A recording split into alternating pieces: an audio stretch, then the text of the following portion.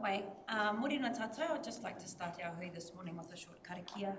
E tuku te wai nā wai, te wai nā rangi, te wai ki a papa, te ora o te wai kārere, te hua o te wai o te ara atua, te ara ariki, te wai ara o te wairua, te awarua o ngā mātua tūpuna, e wai tuku e kāia.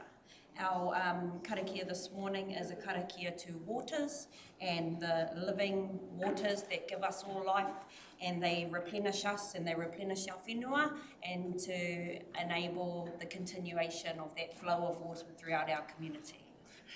Nō reira, morena tātou katoa, no mai haere mai ki te hui operations, environment and communities. I'm very excited this morning. It is my first time sitting here in the hot seat. And I'm sure you're all going to be on your best behaviour. Thank you very much. I'm just going to put that out there. Straight away we'll head into our apologies. So we do have an apology from Councillor Cranston and also Councillor Parata. Both of them are out of the country. Moved by Councillor Wharehinga, seconded by Councillor Pāhuru-Huriwai. Do we have any declarations of interest for our hui today? Vote on that motion. We usually move the apologies. Oh, sorry. Yeah. Thank you. Can we vote to move the apologies, please? Aye. Aye. All in favour? No declarations of interest. Moving to our governance confirmation of minutes. Did anyone have any areas they would like to look into in regards to our minutes from our last week? Are they a true and accurate account of what happened? Move, Madam Chair. Someone move? And I've forgotten the word again. All in favour? All in favour? Aye. Thank you. Moving our minutes. Moving on to our governance work plan. Any questions or queries surrounding the governance work plan? It seems that all of those issues on our governance work plan will be addressed today in either our environmental or our infrastructure hui a little later on today. Do I also need to move that? No?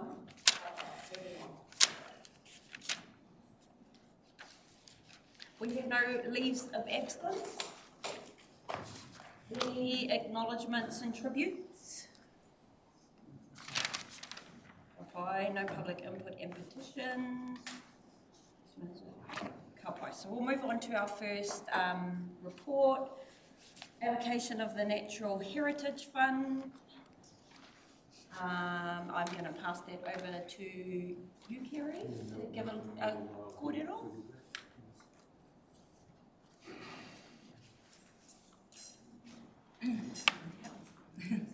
So this has been an ongoing allocation of funding for the Natural Heritage Fund over a long time. Mel has covered this for a long time and puts together a very good report and goes through this whole process very soundly. We are always on a fairly tight time frame, and we're always way oversubscribed. So it's quite an act to keep this thing moving, and we feel as if we do very well. So, do you wish to add anything else? I'll take the report as read, but in the 36 worthwhile applications. Unfortunately, we were only able to stretch the funding to 16 of them, but we're confident that those 16 projects will deliver some great outcomes for the environment and the community.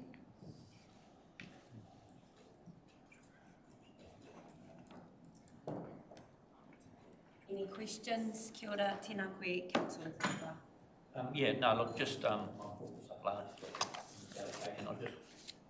noticed there's quite a few applications here again that are to do with fencing off native vegetation, native blocks and whatnot. I'd just like to make sure that they're actually being deer fenced, because that's one of the biggest contributors to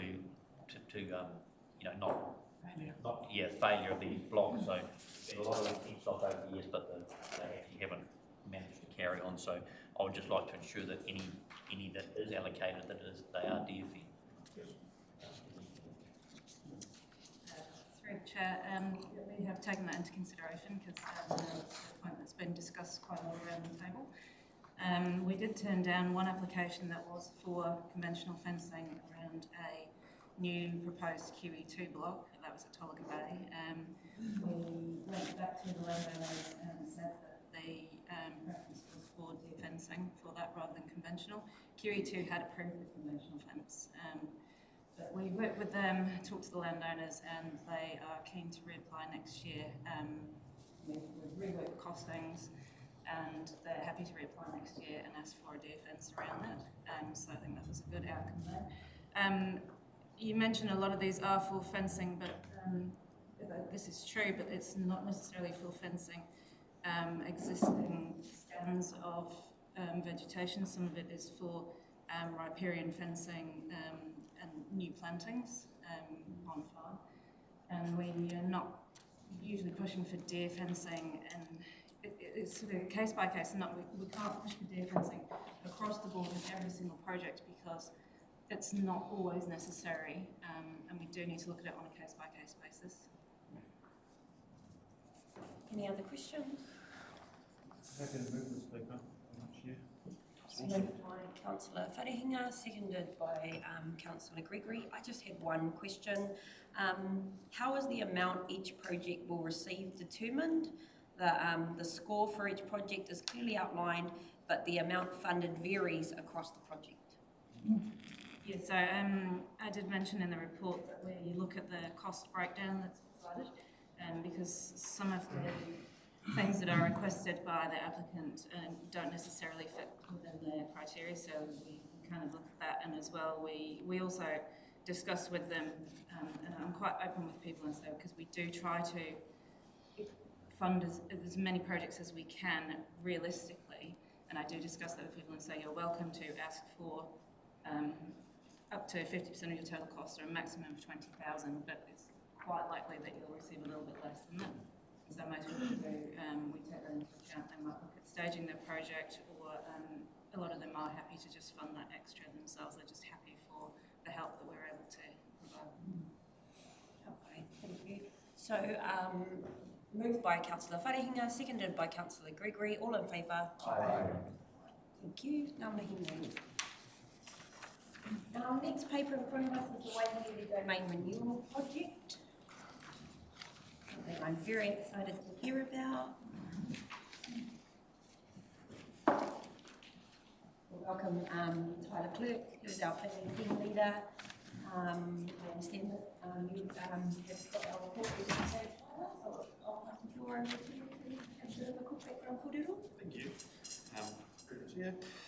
Purpose of this paper is just to provide an update on the Waihīrere Domain Renewal Project. So it's one that we've been working on for some time to deliver in partnership with Waihīrere Hapu, off the back of the domain management plan that was developed. So together we've developed an aspirational concept for the site, which is, it's a long-term vision that we won't be able to achieve the full breadth of immediately, but we have confirmed the need to remove the decommissioned pool before we can place new infrastructure. Removing it later is possible to damage some of the new infrastructure that's placed in the take. So we're just working through budget prioritisation at the moment, but we're hoping that we can deliver the first stage of the project in late summer. And this is just an opportunity to ask any questions. Any questions? Yeah, this is the Waihīrere Domain has always been a place to visit in the past, in particular, back in the days when the pool was open and all the other difference. And I'd just like to know what the attendance of that area is nowadays, and bearing in mind, any upgrades going to increase that attendance. But the walk up to the waterfalls and all that is absolutely classic, and such a beautiful environment. And one would hope that its usage has been quite well patronised even over the years when the pool hadn't been commissioned, and things have been in slow deterioration. So it's really good to see all this remedial work happening on that site, because it's one of our classic parks and domains that I know back in the day was frequented really a heck of a lot. I know the local community frequented quite a bit, but I'd just be interested to know what the patronage outside that is. through the chair, anecdotally, what we hear is that it's a really cherished community asset, but that it's sort of considered to be, a pretty underrated location at the moment, and that visitor infrastructure is going to be really key for it to be a regional destination, which is it's a part of the strategy and the development of the management plan, and the intent of this project is to continue to provide the infrastructure that allows it to be a regional destination park. Because what we see is it draws people from right across the region and outside of the region, and people are here for a day or for even a half day to have a picnic, to have fun or events. It just needs to have the infrastructure to hold them there for a day. So just simply to that, through our tourism board and everything, do they use that? Do they promote that as well, or is it something that is going to be utilised in the future once this exercise has been finished? I do see Tapuai Tairāwhiti Trails Trust promote the waterfall walk quite well. I think there is more work that we could do to drive visitors to that site. Absolutely. Cool, thank you. If I could add on to Tyler's, that if you're asking kind of like daily foot traffic, there's probably anywhere between 10 to 15 people daily. Some are dog walkers, some are environmental enthusiasts, some are bird watching, and so that's the amount of kind of daily traffic. I'd say is at least 10 to 15 people every single day of the week, basically. And then when there are events there, then you get more of a crowd. No, I used to go there a lot with my children. I think we all did. Yeah, and it was packed. There was people there everywhere, and the atmosphere was absolutely fantastic. And you walk up the waterfall, it was just beautiful. It was a beautiful sight, and one feels it's been totally underutilised now, up until this redevelopment goes. So it's a gem, and it's good to see it get back to that gem status. Nice. Thank you, Councillor Foster, Councillor Wharehinga, and then Councillor Robinson and Councillor Gregory. Thank you very much, Madam Chair. I'm very supportive of this project, and I'm really looking forward to it. I look at the pictures on page 40, the wooden slide and the swings and the pool that was there. I have fond memories going down that super fast, the fastest slide in all of Tairāwhiti. There swings in all of Tairāwhiti, and being at the pool. So I'm really excited for us looking at what we can do out there so that this next generation of tamariki and rangatai can also have fond memories of that place. Because like Councillor Foster has said, that he's got a lot of memory, and it's the way that you kind of keep other destination areas in our community well visited, is by those people, those other generations, older generations like us, having those similar memories. So I'm super supportive of this paper. Thank you very much, Tom. Kia ora, Councillor Wharehinga. Councillor Robinson. Yeah, I remember that slide down the hill. It looks so huge when you're 6 years old. The Wharepaku Taira is situated by the car park, and whereas everything else is, all activity zones are situated more to the north, more towards the entrance of the track to the waterfall. Is that for any particular reason the Wharepaku is there? Is it for pumping out waste, or what sort of Wharepaku are we going to put there? A green one? Yeah, through the chair, that's a bit of a live issue. At once we initially had placed it there as a concept with the guidance of Puffin Groups, but there's some challenges with that site, and exactly what's drawn on page 40 or on the concept itself isn't possible, but we're looking at a number of other options for it, and sort of facility types. A dry vault would in some ways be ideal out there, but environmentally it may not work, not having enough wind and sun. So we're working through the detailed design on that, and what kind of facility will guide where it can be placed as well. Okay, lovely, thank you. Thank you, Councillor Robinson. Councillor Gregory.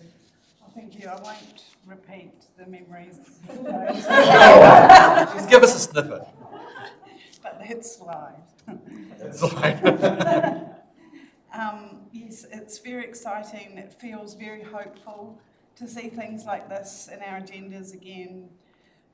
And I just hope that we can attract the funding that it deserves to restore it back to be the sort of place that as children we loved. So yeah, it just seems exciting to me. Thank you for the work with the report.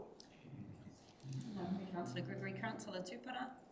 Just to reinforce the work that's been happening at that domain from the community, particularly around pest control, environmental impact on the site, that has equated into the site becoming quite a significant reserve for our manu, for our birds, and one of the very few opportunities we have in our district for our birds. And whilst the slides may have gone and other things, the nature of the reserve below the mountain, Ahitipi, still remains hugely culturally significant and ecologically significant. And just an acknowledgement that this is a follow-up to the tremendous amount of community lean-in that's happened to that place, and which has always been there. And this encourages the community to go with a fresher eye, and those that have grown up there and enjoyed the amenity that previously was there, they can take a new look at it, what continues to be a very special cultural place. Councillor Pahuruhuruai. Tēnā koe, Tēnana. Well, as somebody with no memories at this park, I look forward to taking my mokopuna there to create some memories for them, and it looks like it's really awesome to see the narratives of the hapu that are planned to be threaded through the design. So yeah, I'm excited to see this become a destination for manuhiri from all over the region and real to Waihīrere. It looks great. Councillor Tibble. Ai, kia koe te tiamana, tēnā koe. Thank you, Taylor. It's wonderful to see this level of development for Waihīrere. I'm excited, it makes the heart glad, and completely supportive of this project. The ability to renew something old so that it can shine forward, Tyler, shine forward to the next generation's enjoyment. Tēnā koe. Kāti me ngā tuitui whakaro o teitanga mahaki ki roto i ngā kōrero. Tēnā tātou. Before I circle back around to Councillor Robinson, any other comments from the floor? No? Right, Councillor Robinson. Thank you, Madam Councillor Tupara spoke on something I meant to speak on, which was actually the rest of the domain. And Tyler, or even Madam Chair, through your own mahi, are you able to just provide us some more information about what's happening with the trees, the forest, the pest control? And kia ora, Councillor Tupara, for that brief update on that. Is there a formalised program that we're involved with, or is it just community-led? Te Atanga Mahaki Mahinga Kai Jobs for Nature project is working with council, as well as the council biodiversity team. They regularly come and they do goat culling. In terms of the smaller pest management, Mahaki Mahinga Kai has taken responsibility for that, with the support of Mana Whenua, and we do have a really good connection and interaction. I'm actually the liaison with Tyler in regards to that environmental management team. So that's where that's what happens in terms of the biodiversity. They also do water quality testing and eDNA water testing, just to see how natural fish species are thriving, and also to locate any possible pest, either pest fish or pest organisms, which you might be able to pick up through eDNA water testing. Can you advise us how many hectares approximately of forest is being looked after there in the reserve? The reserve is about 65, 62, yeah, it's about 65, 62 hectares, and they currently pest track half of them, which is quite awesome for a team of 3. Yeah, and last supplementary question. The forestry block that's on the east and northeast corners of the whenua, is that owned by Mangatu? So do we have any ongoing relationship with them to stop pests coming in from their side? I understand that's where the goats are principally coming in from. Chair, we've had a few conversations around fencing, and we've done some fencing more on the farm boundaries than with the forestry block itself. The fence line, despite Waihīrere, being not the hugest parcel of land, it's very long, and so it has an incredibly long boundary with the Waihīrere U block, and so to fence it in its entirety would be really challenging and unlikely to be pest proof because of the nature of that being in a forest and having fallen trees. So we take more of a buffer approach to managing goats predominantly that are entering into the domain. So the biodiversity or the biosecurity team will do a goat management program generally biannually, and that seems to have had a great impact on the ngahere. There are photos of stands of bush that you could see 100 metres through 40 years ago that now are really tight and have a thriving understory. So that approach of managing the goats that are in there and in the surrounding block seems to be effective in managing goat numbers, but it's a constant task. I understand it's a wonderful asset, so close to the city, that has got such great biodiversity, and this compliments and the money being done by Mana Whenua, it's always, it's like it's just a gem. The pest trapping has made a huge difference to the bird life within the Waihīrere residential community itself, that you notice a lot more birds, a lot more sounds, and they're venturing further out, which shows the healthiness of the ngahere within the domain. Kia ora. Okay, no other questions? Just your comment, Chair, piqued my interest in the eDNA test on the water and the native species. What is could you give us a little summary of the health of the native aquatic species that are in the park? Do you want to? Not as well as you. So yeah, it's in really good health. One of our major concerns right now is gambusia. Gambusia is a pest fish species which feeds off the fins and eyes of native fish species. We located it just before we had the cyclone last year. It had come right up the back of Taruhiru Mākākahi and was heading around towards the Waihīrere part, which heads up into the reserve, so that has been a major concern for us.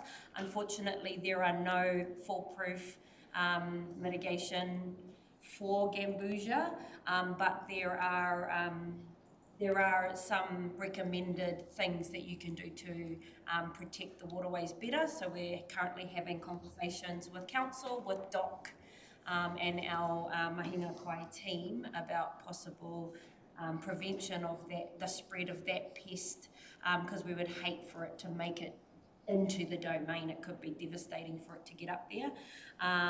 We've located some native pika pika, which is really awesome and really interesting, and so now we're looking into how we can monitor the health and enhance the health of that pika pika within that area, but otherwise the rest seems pretty good.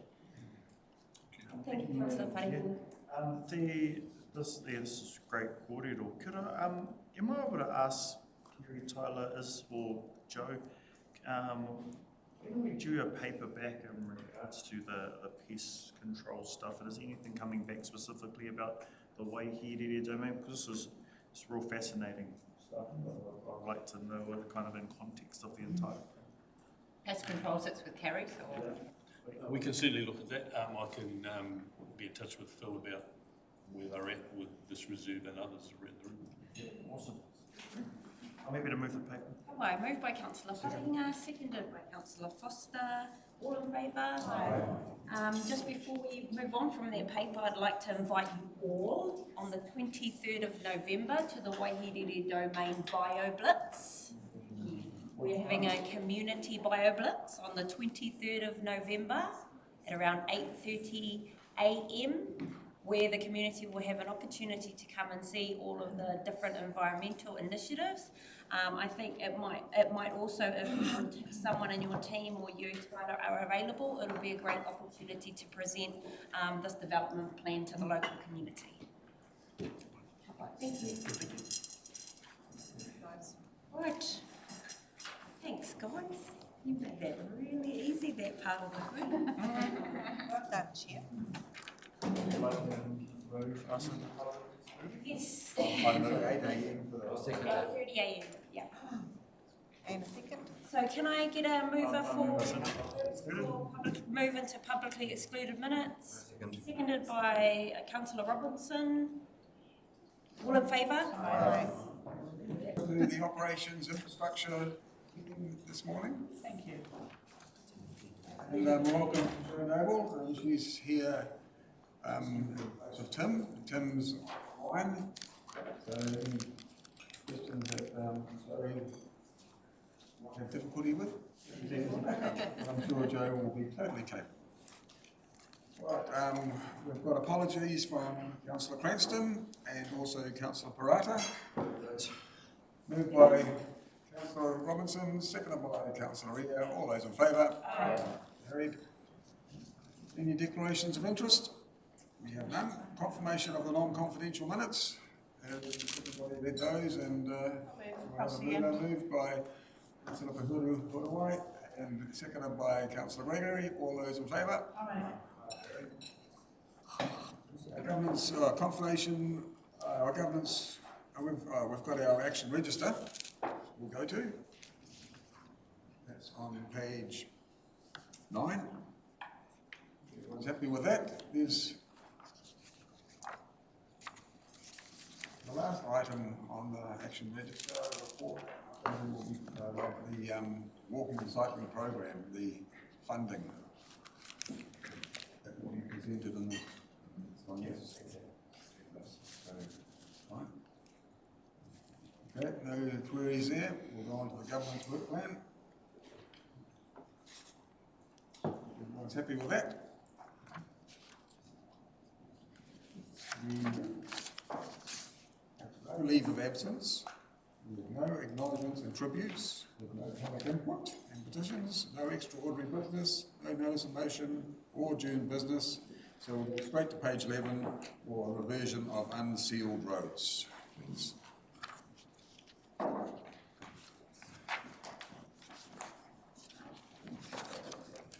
Welcome, Mr. Dave Hetfield, our roading guru.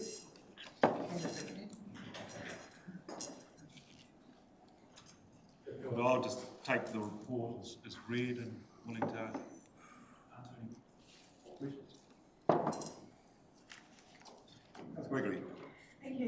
Thank you for this report, and it's certainly a sign of the times in leaving service and roads with nothing at the end of them. But I just wanted to say I was really impressed, went to the meeting with some other councillors out at Ngātepa to tell them about it. It was a great approach. The community appreciated knowing what's going on in advance, and it was really well received, even though they found out that they were losing a sealed road to go to an unsealed road, but it was a good option for the situation, and so it's not all bad news. No, I'm just on top of that. I've had a report back from someone from the community who is at that meeting. Just absolutely state of the road that they've got now. Whether it's sealed or non-sealed, there's no potholes. That's the plus. So as long as it's maintained, it's a sign of good service. Any other queries? Any other questions from Councillor Eddie Thompson? It's a Waihīrere road. We've put millions and millions into that road because the pavement's, it's got no pavement there and it keeps falling apart. Is that being reverted? Because it's, you're just putting a lot of money in there and it just hasn't got the pavement depth for it. It's certainly under pressure from land use, and you're aware of the amount of trucks in there. But it's and we're almost at that point because we're talking about the level of service review, and part of it is when we look at the review, it includes connections to our utilities, and that includes what we did find is not only Waihīrere, but it was also access to some of our comm sites, for cell phone coverage, whereas some of those went down. So we've got to put that all in that level of service review, and then we can come back and say, well, these sites plus access to hospitals, everything that will come through. Now, and then we make a decision as, and Waihīrere, is that going to be, in the further report, what level of service are we going to set that road at? And if it does, then we decide we set it at high, then there'll be other roads that we're probably going to have to reset to make it up. So you're right, there is a lot of money going into that Waihīrere road. But this is our water catchment, so that's why it's so important. Yeah, it just seems that we're putting so much money into that road, and it's sort of like a bottomless pit. Yeah. Every year, it's the bulk of the funding goes into the road, and it's no better than it was the year before. It makes sense to reserve it. That's the most discussion we can have. Councillor Whainga. Thank you very much, Mr. Chair. I think this is really, really good conversations to have with our community, and exactly off the back of the stuff that we had, off the back of the stuff of the conversations that we had in our communities around the 3-year plan engagement about community-led decision-making in regards to their roads. In our community, when we talk about reverting roads back, people automatically really escalate quite high. But when you have that conversation, like what's in this paper, when you're having the discussion with those specific communities, then they can understand, and actually they get to participate in in that decision making. That was exactly the idea as it came up around our communities during our 3-year plan engagement. So I really endorse our approach.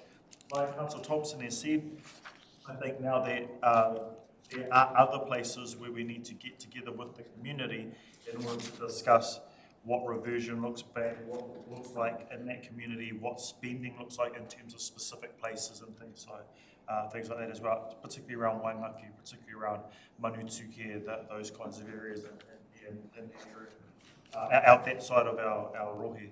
So yeah, I fully support the paper.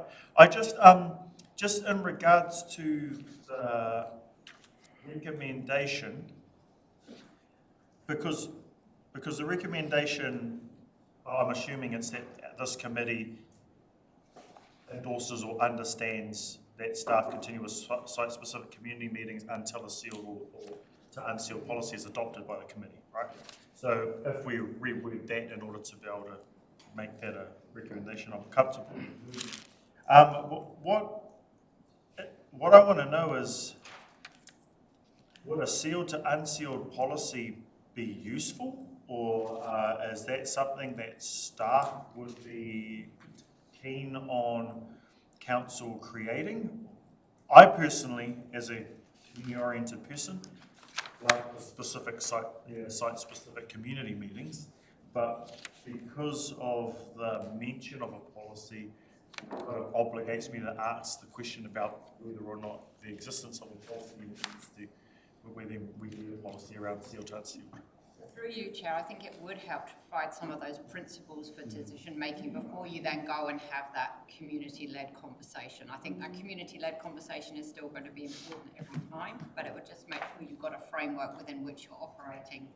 Like Mr. Hadfield said, taking into account things like access to infrastructure and other aspects that might otherwise get lost if you're just having a community-led conversation. It's just that bigger strategic context.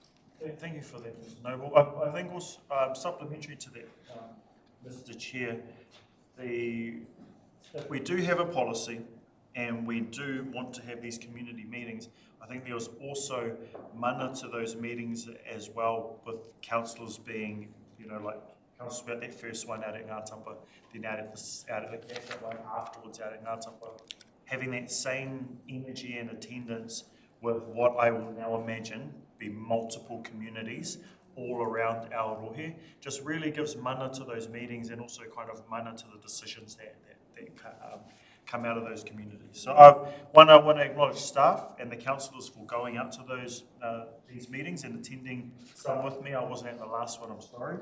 But also to our community for being willing to have this conversation, because hats off to the Ngātapa community for having a productive, robust discussion with us about their specific community outcomes in regards to roads.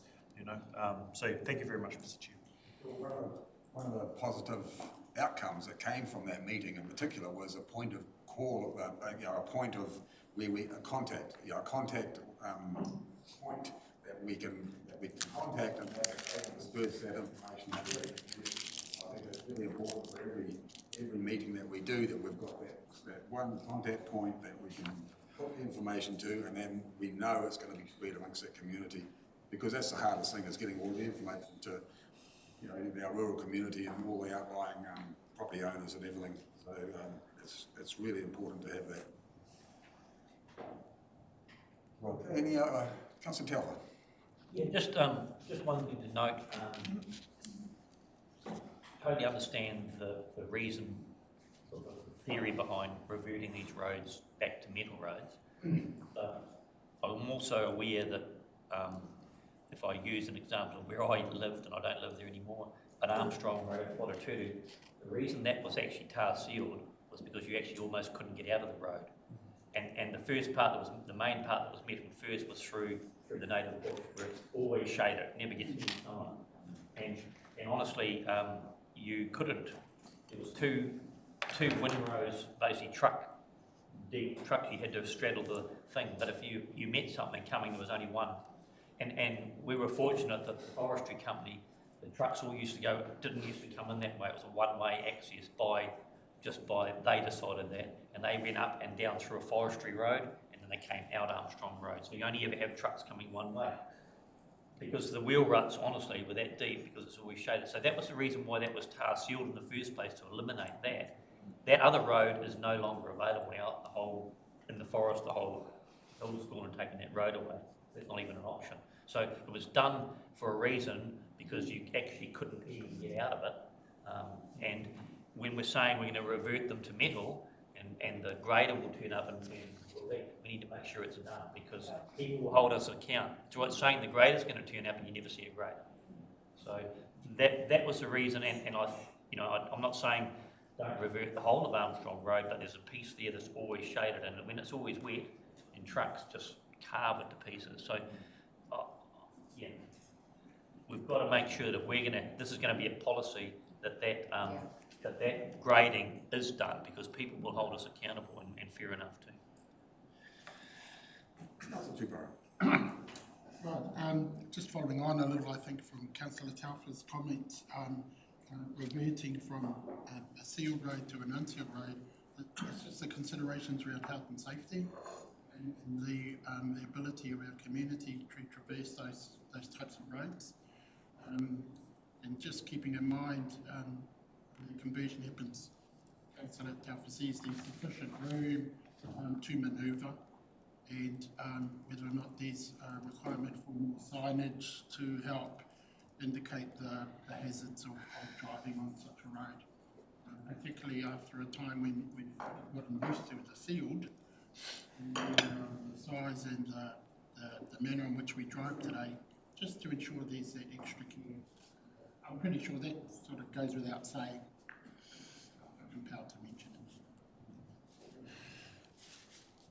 it. No other queries? Okay, well, Councillor Pahuru. Thank you, Chair. Also following up from Councillor Telfer's comments. So the roads that are being reverted, there will be a maintenance program? Because I'm assuming that there'll need more regular maintenance, or the grading will happen. Yeah, as we said to the community, because our grading, we do have grading cycles, but just because this road's been moved back to an unsealed road doesn't mean it gets more grading than the normal frequency of what other roads in that area get. So, and that's something. Some of these roads have been, like I'm saying, we know there's heavy freight on, so that's a discussion we're having with some of the freight companies as well, especially during winter. So that they don't get additional grading, if that makes sense. They'll get the normal grading cycle, which comes over that in that immediate catchment. Supplementary question, Chair. Will there be a calendar or on our website about when that grading might happen, or? I'm just trying to enter. I think the answer is yes, it's on there. Oh, okay. Yeah, it's on there at the moment. Okay, thank you. Councillor Robinson. Thanks. So the report says that the unsealed policy, reversion policy won't be developed till after the LOS review. Can you just explain some timeframes, give us some timeframes around this? When you're expecting to complete the LOS review and then when we expect to complete the policy? With the best intentions, we're hoping to finish the LOS review by May or June. Now we're slowly starting some of those discussions, and we're just confirming our consultation with the community, and we're trying to get that out in the next. We're starting some this end of the Christmas, and then there'll be others things. So the reason for that is because it's quite. We're just starting conversations with our partners, and we also we raised that also the first part at the NATAP community as well, that we're undertaking this level of service review. So we'd like to get it by June, but I think best we want to try and in the perfect world, it would be great to finish it before the next elections. Just supplementary, Mr. Chair. So there is an existing reversion policy that relates to sealed roads reversing chip. So we kind of have a precedent in-house already. That's not antiquated. I'm kind of surprised that those are the timeframes, and I'm kind of surprised that you need to complete an LOS before you can even develop a policy. I would have thought the factors that would be relevant in the policy are existing and probably not unknown to us. Whilst there might be case-specific factors which might come out in an LOS review, the general policy I would have thought can be framed up relatively easy, given we've also got an existing policy. And you're really telling us we're not going to get a policy for another year. In fact, it may not even be this council, but another iteration of this council that gets a policy if you're going to complete your LOSs, hopefully in June. Yeah, I suppose we were just hoping not to horse before the cart. I mean, the policy could be developed. We just wondered whether we'd already, we're going out with a level service review, and then we're talking about this policy as well. Well, yeah, it's your mahi. I know. But I'm just surprised that. Yeah. Councillor Telfer. Yeah, just one other thing. I was just wondering that we talked about the grading of these roads, middle roads. I'm just wondering whether or not some of these country roads, when you have a likes of Tautangi Road at the moment, where they've got a forestry block at the end that's currently being harvested, then all of a sudden all this damage started on that road compared to what's probably happened over the last 10 years.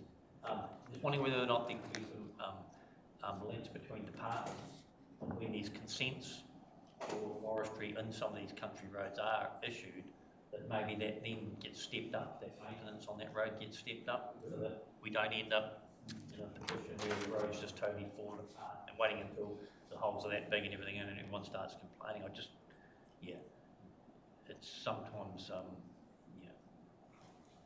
because nothing seems to happen on them. The forestry about to start, nothing happens, there's no extra metal put on the road, everything goes up. They come in, the road deteriorates, and then we start putting band-aids on. I'm just wondering whether or not we could be a bit more proactive before they actually. And I think part of this conversation with the forestry interests, I think they assume that the road, which are, they're paying, the rates they're paying is for the road in the current condition. I think they assume the roads are going to be upgraded for heavy freight when the fires come on. It's never the intention that we've said in the LTV or lever service.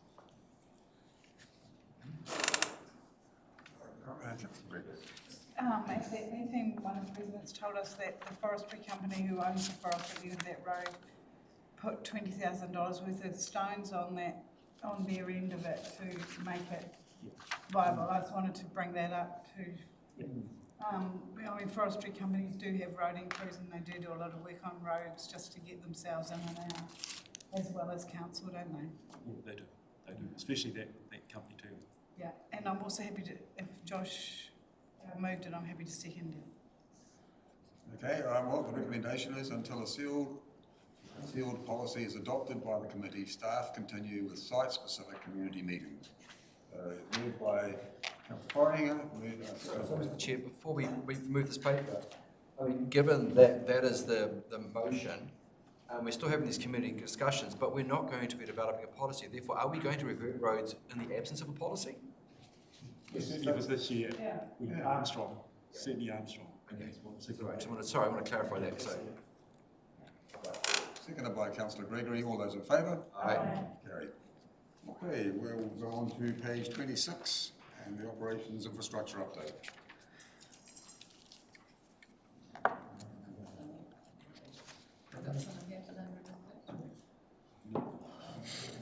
Covering things online. 17. 26. Okay, we start with land, rivers and coastal. The noting report. Are you going to take the councillors through this, Tim? There's no one from Land, Rivers, Coastal in the room.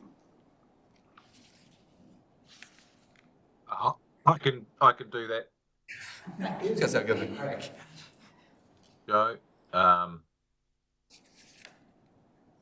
26, is it? 31. 31, page 31. Yeah. Aye. Okay, well, I'll consider it read and welcome any questions. Have we missed some items on the agenda? Did we miss page 24? I just wonder what happened. Yeah. 26, 26 is part of the part of- operations. This is, we're on to land, rivers and coastal, are part of the infrastructure update. And so we're doing it in stages. I see. There's a land, overarching update, and then there's an appendix, and we're working through that appendix, starting with Land, Rivers, Coastal. Any questions for Mr. Barry?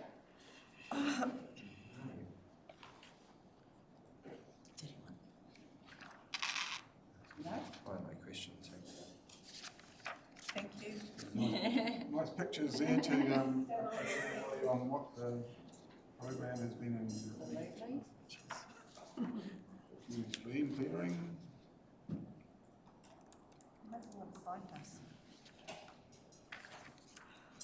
So if there are no questions on that, we're on to the three waters on page 34. We do have Leo Kelso here at this point.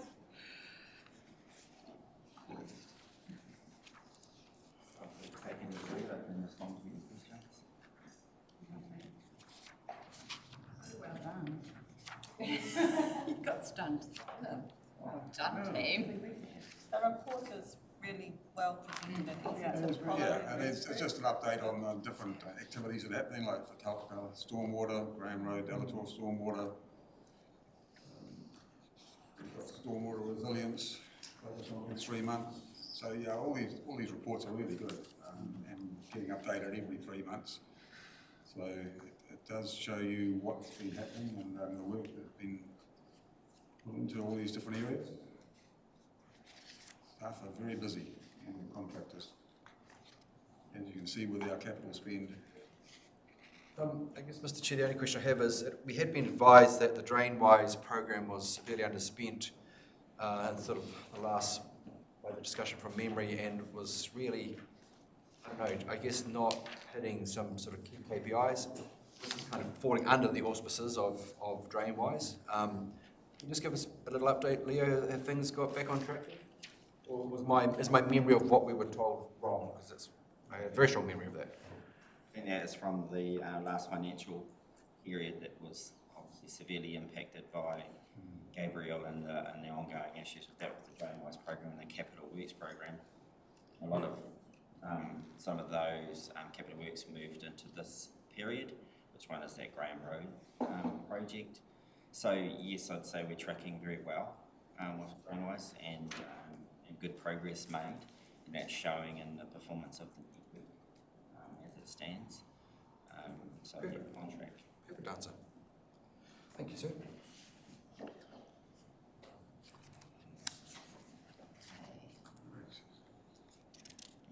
in the stormwater operations on page 37.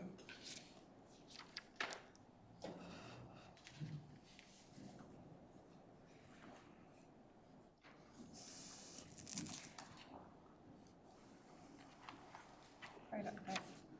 Mr Chair, I think Councillor Taupo had a question. No. Put your hand up.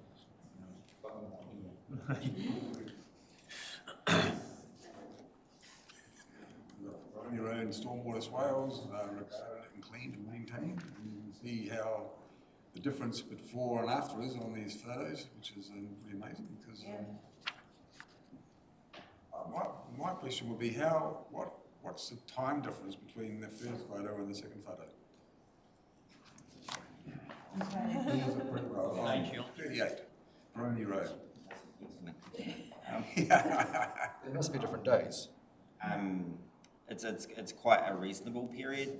There's been a strong focus from the operations stormwater team to make sure the maintenance programs are tracking and that regular cycle on an annual basis is up to date. So this is a part of that. That prevention is much better than. Totally. And I would imagine this has been brought to the forefront after our rainy season last year, where these swales weren't performing to their expectation because of lack of maintenance, I guess. Certainly, and it's been shared across even the CBD stormwater sumps have been cleared. Yeah. There's a whole total focus on making sure that our maintenance is up to scratch, and that also helps the drainline flow as well. It's working well. It's good to have these before and after photos, like this one down with the sump before appearance and sump performance after, and seeing how it works. I mean, drainage is such an important thing. Stormwater drainage is imperative. The chair. Councillor Robertson. Leo, all new builds are required to have an attenuation tank, stormwater attenuation tank in town. Are you able to tell us approximately how many attenuation tanks have been installed since that was brought in, and if you're seeing any impact on the network, positive impact on the network?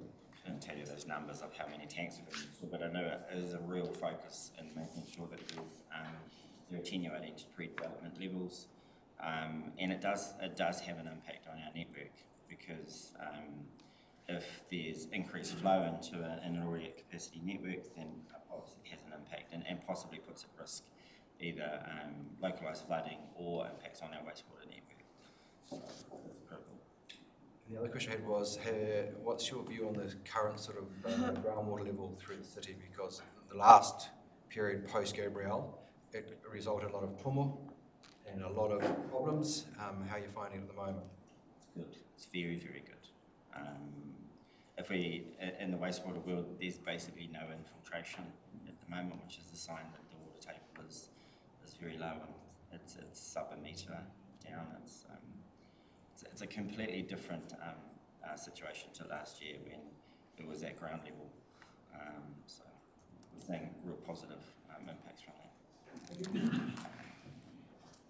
Questions on that? We'll move to page 40 for wastewater.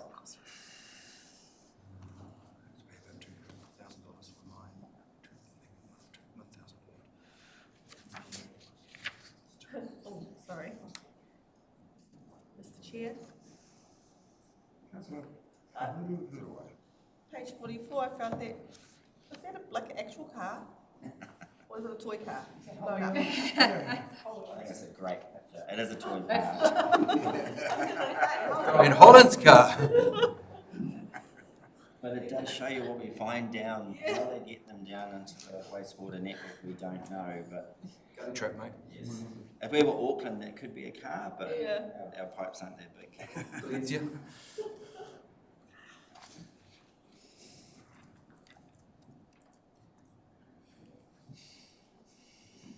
Is there any update on the tertiary filter saga of the wastewater treatment plant? Have we got our supplier on board and looking at getting a trial? I'm learning a lot tertiary filters and this wastewater treatment plant. We're actively close to running the trial, supposed to have been run this week. There's been a few issues that we've had to work around with equipment around it, and it's quite specialist equipment, so it's taken time to resolve. The supplier is very actively engaging with us, and they are here with us in December, and they're focused on resolving this with us. So we've got a strong connection with them, and we look forward to running that trial when we're ready for it. At the moment, the wastewater treatment plant stage 2 is performing exceptionally well, where we're under all of the consent requirements for suspended solids and for enterococci. With wastewater flows are quite low at the moment, but the plant is performing really well. In terms of filter, will it add extra layer it's the polish. Councillor Telfer. No, I haven't got a question now because Councillor Foster actually asked. Even though For you. we're not the most, that was a question I was going to ask, just around the tertiary filter, and is that because that was part of the design and the process, is that the cost of this, is that on the manufacturer, the designer? We're working with them. That's the intent we have, to work with them on a solution-focused approach on what their resolution is like as we understand what those particular issues are. We would have already paid for that, and then it hasn't performed to the spec. So I would presume that that's the focus on working with them to get it to keep the hammer on the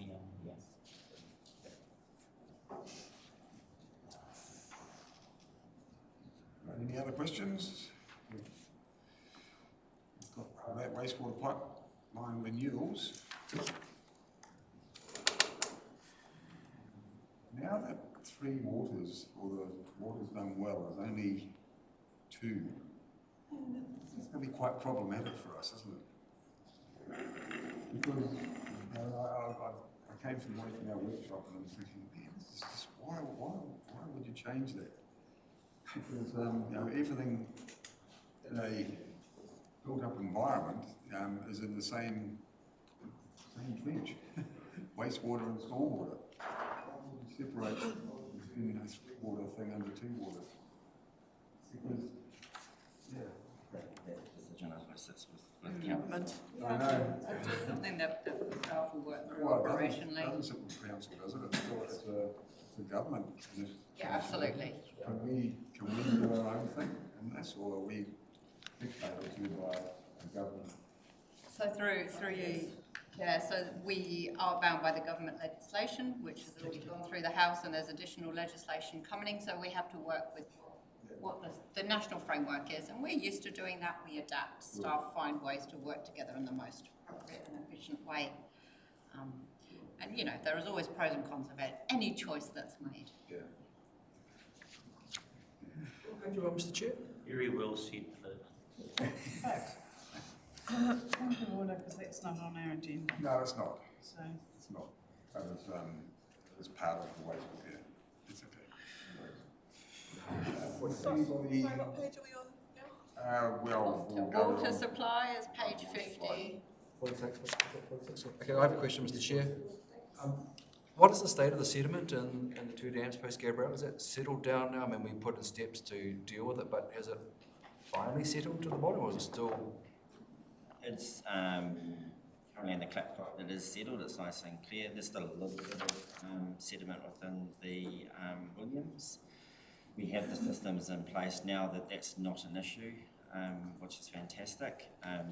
The warmer weather will help with settling, but whether it's an ongoing issue or not, we will see over time.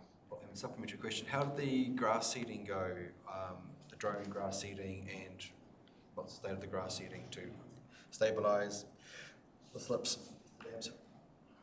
It had been completed. I haven't been up there to visually see how it is, but haven't heard anything contrary to say that it hasn't worked. So we don't know. Okay. Water supply, 46.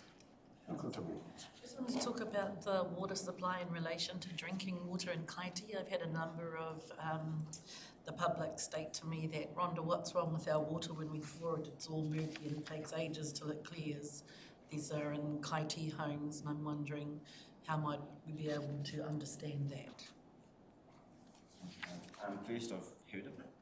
In regards to complaints around clarity in the network, obviously our network's constantly monitored. I think every 15 minutes we have sampling done to ensure that our water supply to the city is compliant and safe for drinking. We'd have to look at what those particular properties were and then investigate and work through some to understand it. Is it possible there's some work being done that's put air on the system because aeration, micro bubbles will make your water look murky, but it's actually clear? At the moment, our water renewals program will start early in the new year. So it'd be if there was an operational activity going on. I couldn't comment unless we knew where that situation was, but it could be a factor. Councillor Thompson. Yeah, just in the last week I've had 3 phone calls on fluoride in the water. Can you sort of give us a bit of a rundown on that? Because I'm getting told like some places have taken it over in Aussie and whatnot, have ordered that it be taken out of their water and stuff, and that there seems to be a lot of concern on people in regards to the fluoride. Can you sort of bring us up to speed on that? Fluoride's got nothing to do with council, it's public health. And the hospital makes that decision, so it's got nothing to do with council, it's totally out of our realm nowadays. So all we can do is direct people to ring hospital. Health.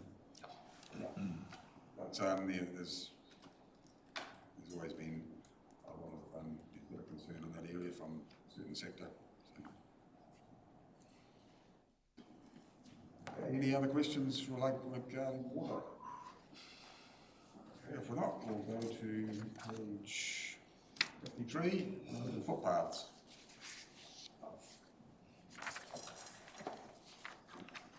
Thank you there.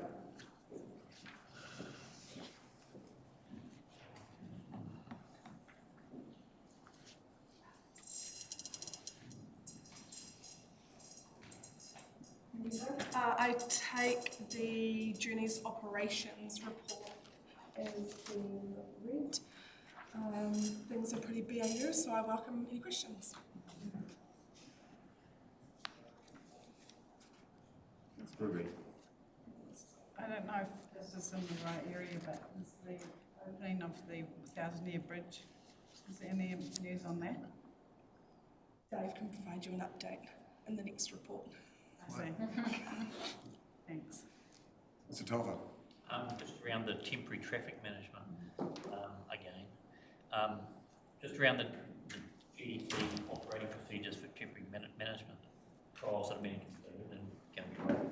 Just wondering, are we actually going to see, or is the district going to see, because we keep getting asked all the time, any changes? People are still pulling up and there's 2 people sitting in a ute pushing a button and at each end and someone else. So is there are we actually going to see changes in it, or was this just? We have reviewed multiple different types of traffic management, so from footpath repairs right through to how resurfacing is completed. It is all based on risk. We are progressively doing trials and rolling out those new practices. So not everything has been fully implemented and fully integrated yet, because we're progressively working through work types, risk types, and progressively rolling out to make sure that we don't miss anything. So no, we will not be seeing the full rollout of the local operating practices right at this time, but trials continue to be rolled out and then permanentised. It could take us in another 12 months before all work types have been fully reviewed and fully integrated, but we'll continually progress through them. Councillor Robinson. So, building on that question from Councillor Telfer, have we identified the highest cost models of work? In other words, the ones that really are traffic control intensive and therefore have a big tag, and done the studies on them first, like, get them sorted, and then work our way down to the rats and mice? Have we done it that way, or we just We've done both. We've done the quick wins, which is rats and mice, because that can actually have a high cost for a small project. And we've looked at the larger scale works. For instance, resurfacing. Actually, last year we moved that to night works, trialled it with communities, did road closures as opposed to doing works during the days. We've had amazing feedback from communities saying, you know what, we'd rather have a sleepless night and know that we can get to school on time or work on time and just have a couple of nights of road works. Where the road's closed, we're not leaving anyway, as opposed to battling the traffic throughout the day. So we last year trialled those sorts of things and are continuing this year to refine those practices. Should be noted that we did receive positive feedback from the Minister for Local Government and Transport on our proactive and forward-facing approach in New Zealand for the way we're dealing with TTM in this region, and our peers are reaching out to us because we are leading the way on it. Larry, just the Mayor and Tim. Worship. Your Worship, you want to? Hello, yes. So I want to hand a bouquet to Libby and her team, because over the last 3 weeks, I have received extensive, specific feedback about great work and limited road cones for projects done. The first one was the Mangapapa 4 Square, where they did work in Winter Street. Then it was in Fox Street, where they did night work, extensive night work there. And then it was in Waihīrere Street and Rutini Road, where they did night work there. I had at least 10 people comment to me that they have, and we've discussed it before, I have specifically discussed road management with them before, because they complained to me and they noticed more limited exposure to cones and smart working. So I just wanted to let you know, people are seeing it in the smaller, like you say, the rats and mice. People are seeing it, and please keep encouraging the team. Thank you for that. Tony, do you want to speak?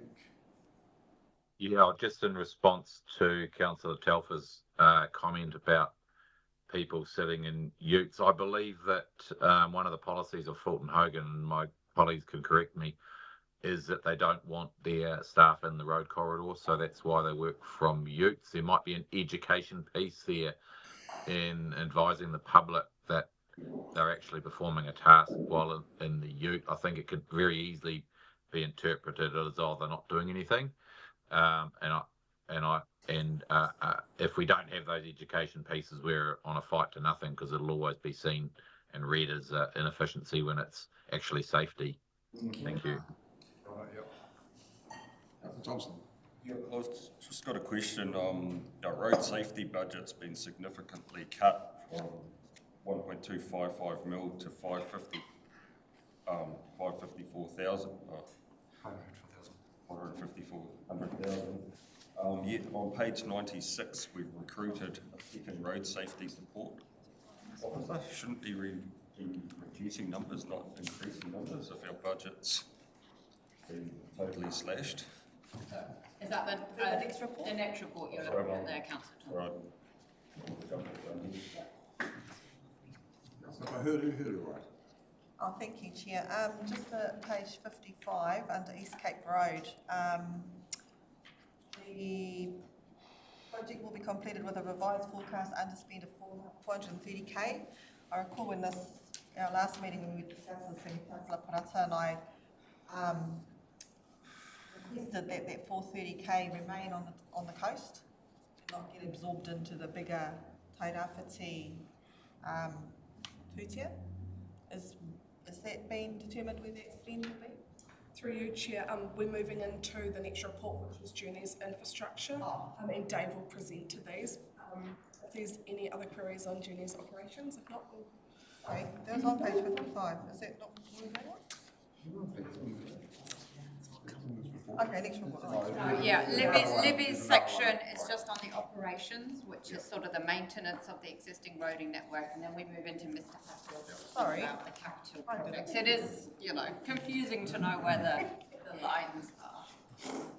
Should just have you both. Thank you, Mr. Chair. It's cool to see all the upgrades, like they're actually happening. I mean, some of these initiatives, especially the drain clearing, we met in Te Araroa when we first began, and we wanted to make a commitment there to getting those drains moving. So and then we had the cyclone. Yeah. So it's cool to see some of that mahi being completed.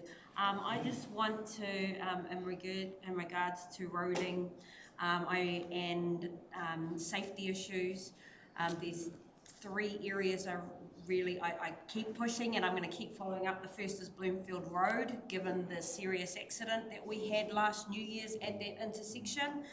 Those cones have now been on that road for nearly 2.5 years because the road was already bad before we had the cyclone, and it's just deteriorating and deteriorating, and the longer it's getting left, the longer the stretch of road is deteriorating. So by the time we get to it, it's going to cost more to repair. It used to be a little 5 metre, and now it's out to about 15 metres worth of damage. So I think that needs a bit of attention.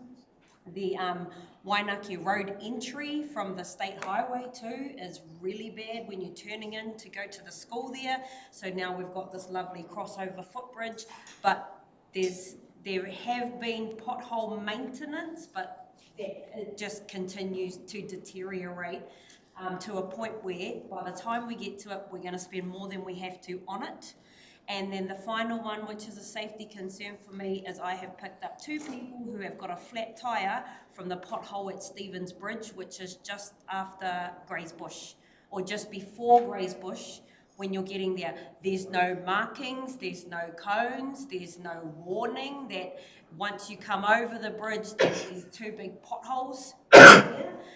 It's far worse than the pothole that existed at the little bridge right by the hospital there, which is really now nice and levelled out. But that's seriously...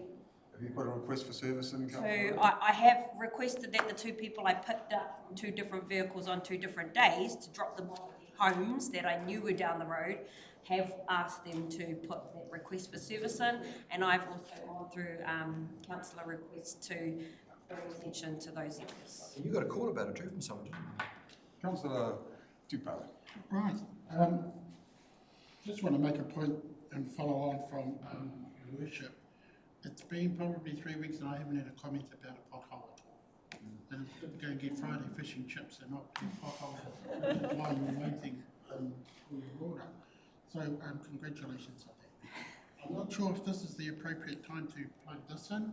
It's just a discussion that happens regularly for me on Gladstone Road in terms of footpath improvements, and whether or not this is the right part of reporting to plug that in, and the impacts or adverse impacts that retailers seem to face with the palm trees that are there. And so I'm just wondering if there is any update with regard to CBD. That's appropriate for here. If not, you need to be told. Through you, Chair. So I'm the CBD upgrade project. I'm not sponsoring that, so I won't speak to that. But in terms of the paver maintenance for what exists there, we've been working with our livable communities colleagues and have done a number of footpath replacement. The pavers that are broken, we have been renewing them and replacing them. We haven't fully completed those repairs yet. What our team does is make sure what is there is fit for purpose for what is there.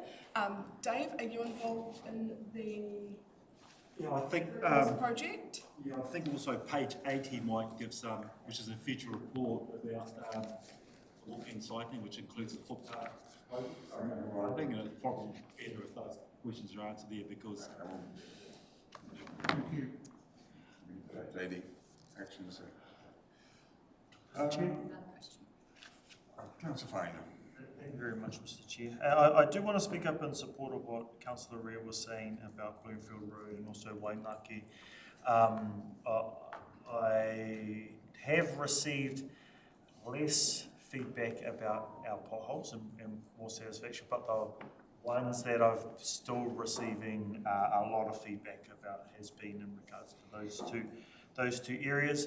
And I want to join that part there with the great work that's been happening here around the milling and filling stuff, or it's been happening in the evenings. If we're able to get something like that, particularly for our Manutukia whānau, that would be really, really great.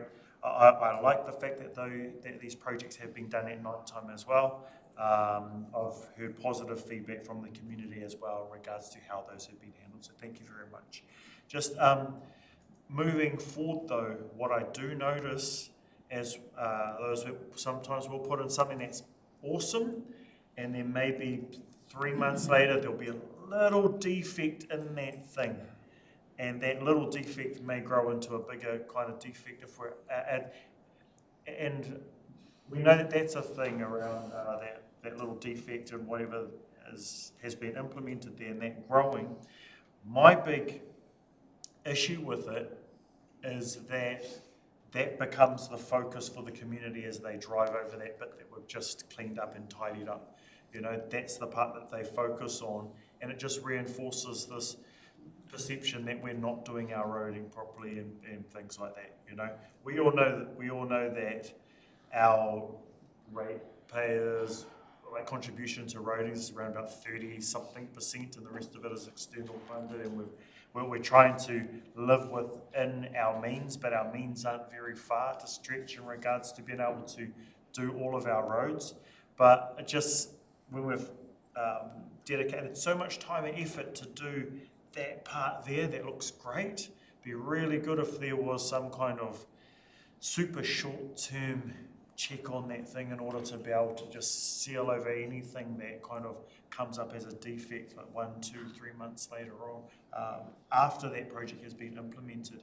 Just because I notice that that's the thing that also people come to me and have a conversation about. You've just put this thing in and now it's already going away after however several months. So if we're able to kind of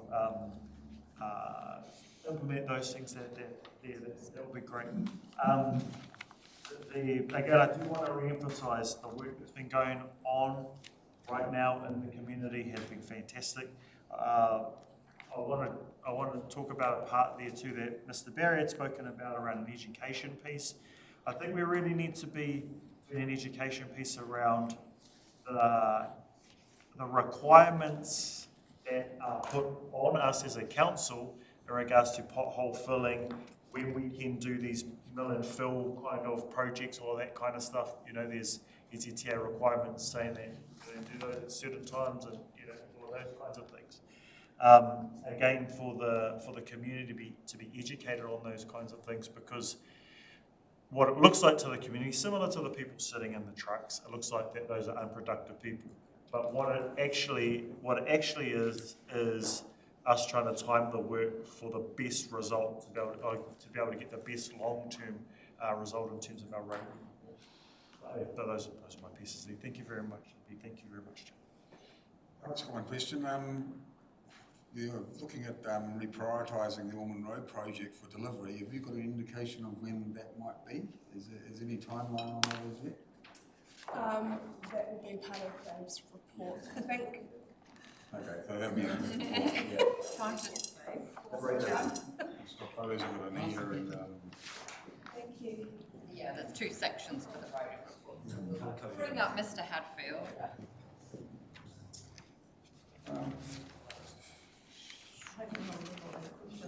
There was one about the staff review. There was one about the repurposing of the underspend for the East. Grace, one about Renewal Road. we haven't got to that part yet, so we'll go through. Yeah, and Teddy's question was a totally different thing. That's the only kind of confusing thing with this. I think last time we just went item by item. If anyone had any questions, What page are you on, Mr. Chair? Yeah, okay, stop right. Shall I re-ask my question? Here?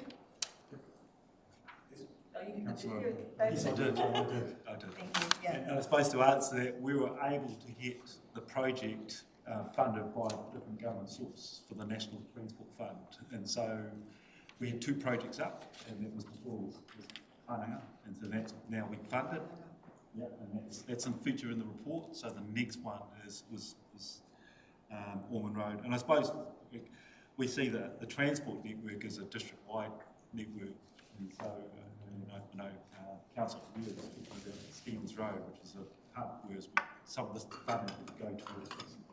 And so that's one of the concerns we've got is with the Provincial Road Fund is they're wanting us, technically the project was meant to be finished by 30 June, and so they've given us an extension to maybe an opportunity to use this money because of why, but they're under time pressure as well.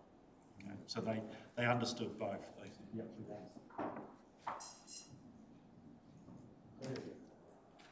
Very.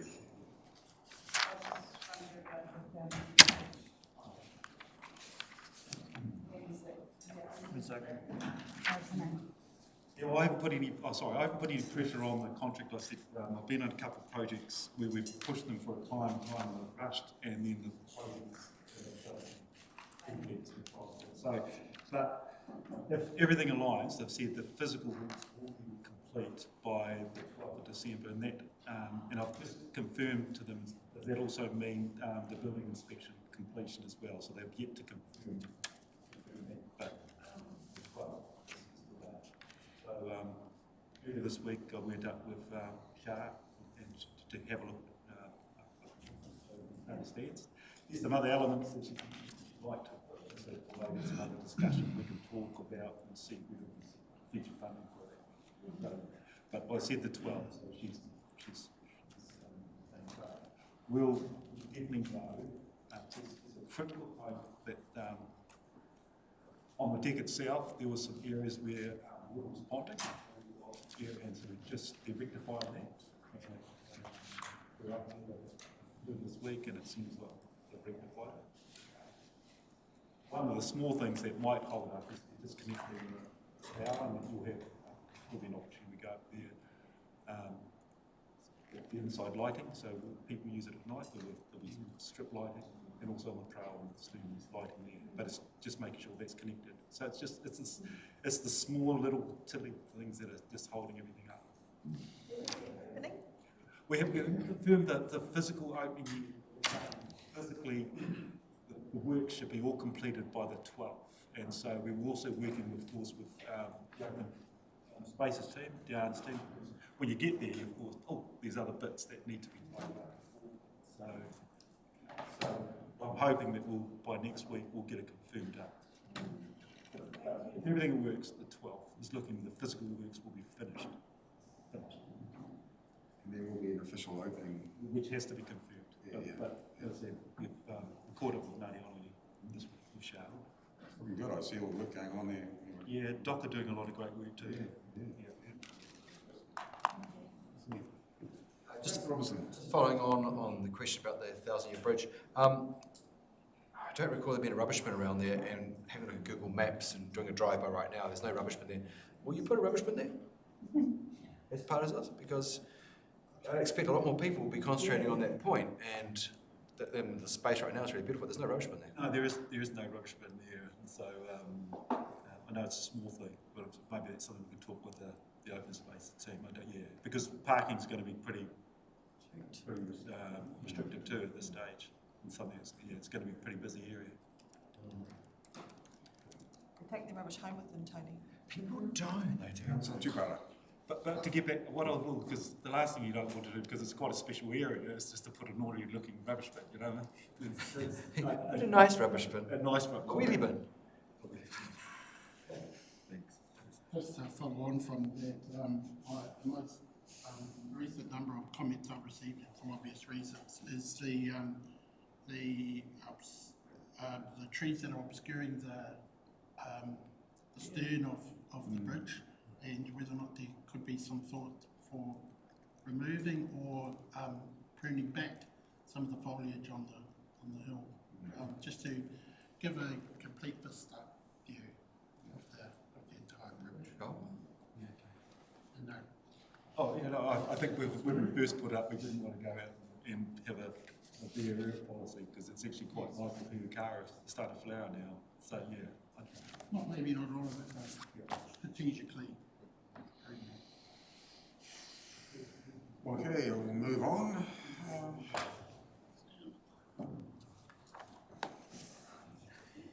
People.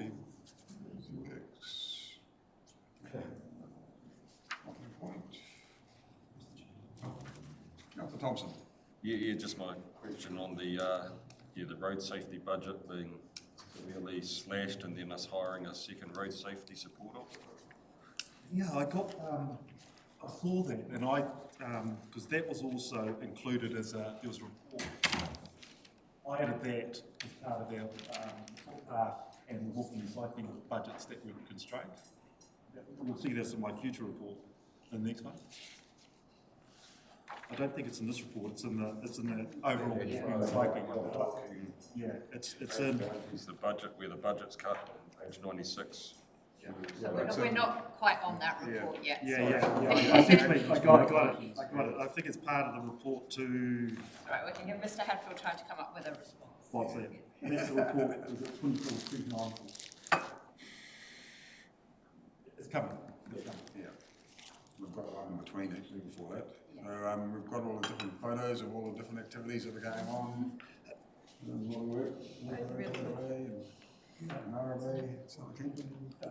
If I could make one comment, just to Councillor Telfer. Now, there is, like in our rural areas, we can restrict a lot of the traffic management. I don't see a lot of those photos, and they haven't been.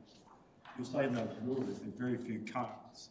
Even along Tinarota, it's just something that we've got to work in the urban area to try and reduce it. So, but if you, and that wasn't adopted, but if you see on page 64, you know, Tinarota Road, okay, there's only about 2 to 3 codes here, so that our contractors are trying to work on, they understand the direction for it, not just from council, but from central government as well. So it's going to take, but it's much easier to reduce that component in those rural areas. It's a lot of our work, so they understand, they've got it. It's just how we try and work through that. But in the urban area where there's a bit more risk, yeah, okay, we're still working through that. Even, yes, there were a lot of cones at Karakia, but the people were still able to go through, and that's another signal, is that we don't want people stopping as much as they can. We want them to just go through the site, and that's, you know, the time cost of that. So it's still a work in progress, but it's just something to avoid. It's easier to do in the rural areas as a starter.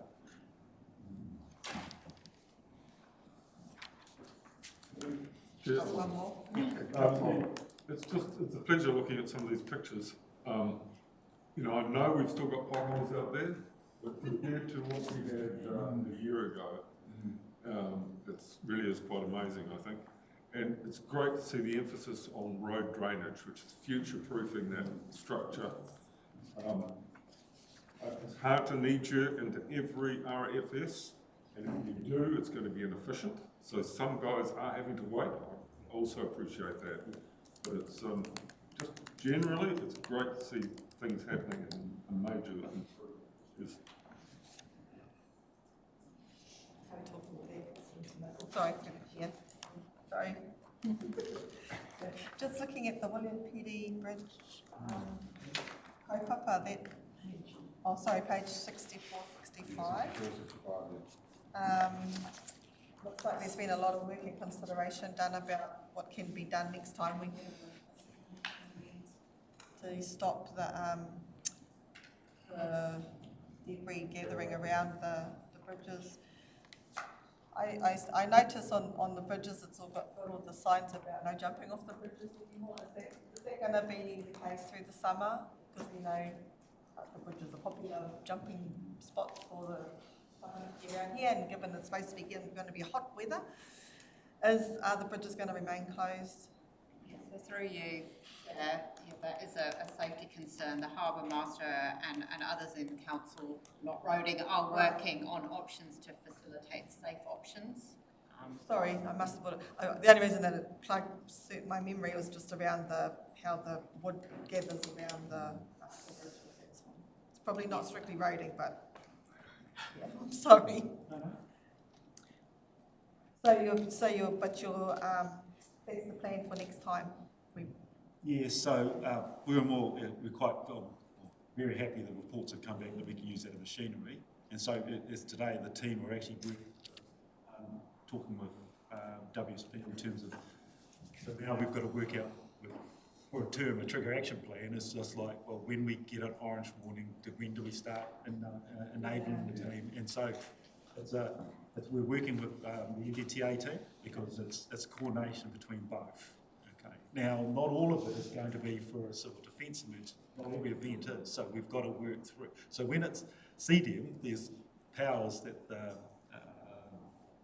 can be offered. So basically, this equipment can come on into the decks, we can clean it quickly. But if it's not an event, and that's what we found with the November team, there's actually a process because some of these vehicles need special permission to go onto these onto the bridges. Okay, so that's what we want to do is sort that out before the next events.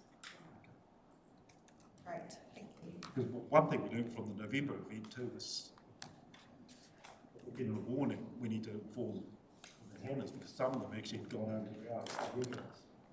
Yeah, so it's just some of those learnings we've learned now. That you may need to have on what's happening. Right, thank you. Okay. Queries now?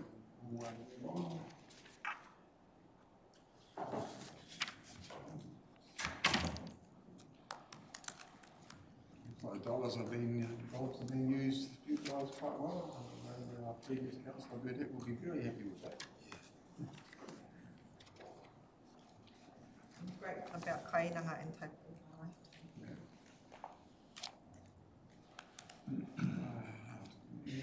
We'll just move on. I think we'll go to page 73. Finish this report. And the procurement of design professional services.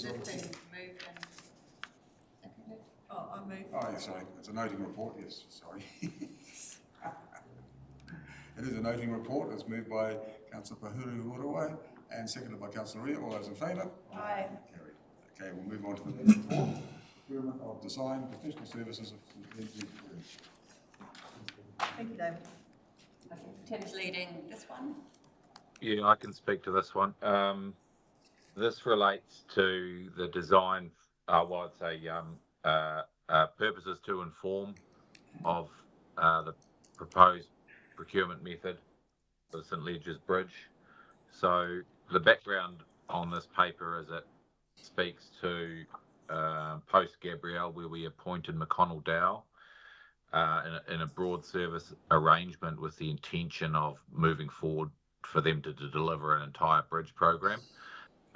Subsequently, in our engagements with NZTA in particular, and the changes in the market, meaning way more competitive nature in the market that we can take advantage of, we've reconsidered that approach and have subsequently in this paper proposing, we looked at three options. One was continue as is, design, build, McConnell Dow. The second one was go out to market for all of those bridges, design, build for everything. The third option was continue with the specialist designers that we have been working with and then allow us to engage the market. And we're calling that a staged approach. It's recommended we continue, and we are continuing with the staged approach. We feel that's the best way. We're able to use the design consultancy. Their name is Road Lab, and they had they're a specialist consultancy in the bridge field.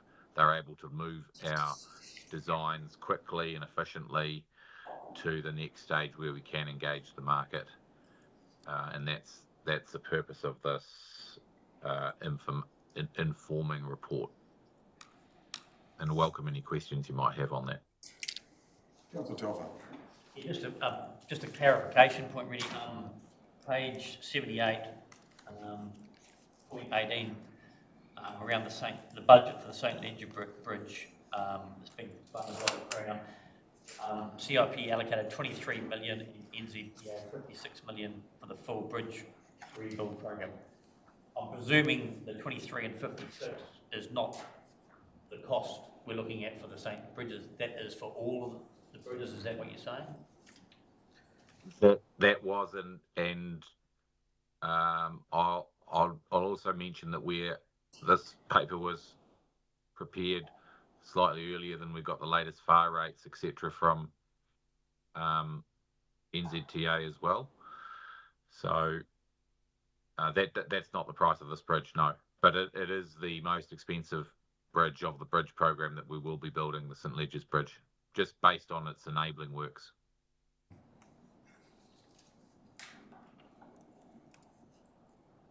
That's not the value of this bridge. Any other queries?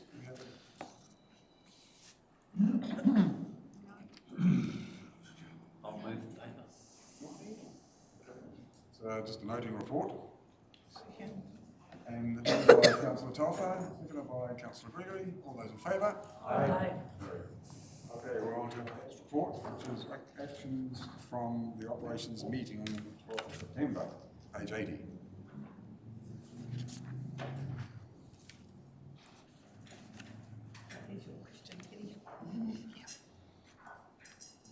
Now, We can Councillor answer, Thompson. we can answer Councillor. Don't lucky. We'll answer your question, Councillor. Libby. Is this regarding the additional role for road safety? So, so the initial, through you, Chair, on page 91 of the report, it references the initial bid of $1.255 million. The additional role that is referred to under on page 96 under point 35 road safe tairāwhiti. The additional role was proposed to support that original bid of 1.255 million. If you refer to the last statement in that section, the revised program no longer supports the need to establish road safe tairāwhiti, which includes that role. At the moment, while decisions are being made on, as the report at the moment, the road safe fund is being, the road safety education funding is being administered by a person in my team as a supplementary task as opposed to their full-time role. So we do not have anyone at this point in time 100% funded or allocated to administering road safety until such time we know how the funds are being distributed. So that position is not actually there, or it's not getting advertised? No. Sorry, that was not like you. Councillor Waihīrere. Thank you, Chair. On page 93, point 13, under whakamana, the private program, point 13, it says we've recently reviewed facilitators delivering the program and we're seeking to work with Harmony Pacifica Trust. Who are they? And are they, they're not tairāwhiti, they're not a tairāwhiti organisation, are they? Yeah, through the chair, we apologise. I just took that report from the Regional Transport Committee on the 11th of September, and I assumed all the discussion was... No, we didn't actually. It's the first time I've seen the name. That's why I brought it up. Okay, thank you. If you could find out more, that would be good. That's an action for the staff. Thank you. Councillor Tupou. I think this was the area report I was directed to with regard to a quick update on the CBD upgrade. So, the report basically says we actually tried to apply for additional funding, and that was through our 3-year plan, and we've rated for that, but unfortunately NZTA funding wasn't available and was reprioritised. And that was signalled with the government policy statement. They did say that walking cycling would be there'd be other priorities that instead of walking and cycling to do that funding. Through you, Chair, I'm just wondering if it would be useful for the Ops Committee to have a full update on CBD revitalisation in the new year at the next time. Yeah, as a separate program, yes, that'd be very helpful. Have you got any other queries on this paper? Reduction in funding in a lot of areas, that's for sure. Yeah. Okay. Second. Noting report by Councillor Faring and seconded by Councillor Thompson. All those in favour? Aye. Okay, we'll go to the last report on page 99, Transport Rebuild, East Coast.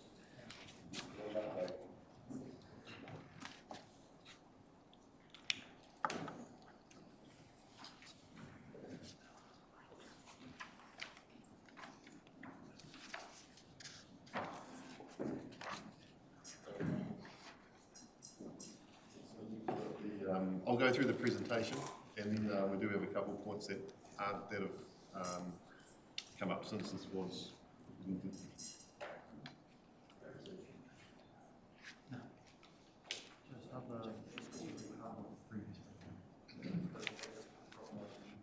Right, the Trek update. So the Alliance has been going through a right sizing since the budget announcement in May, and we're complete that now.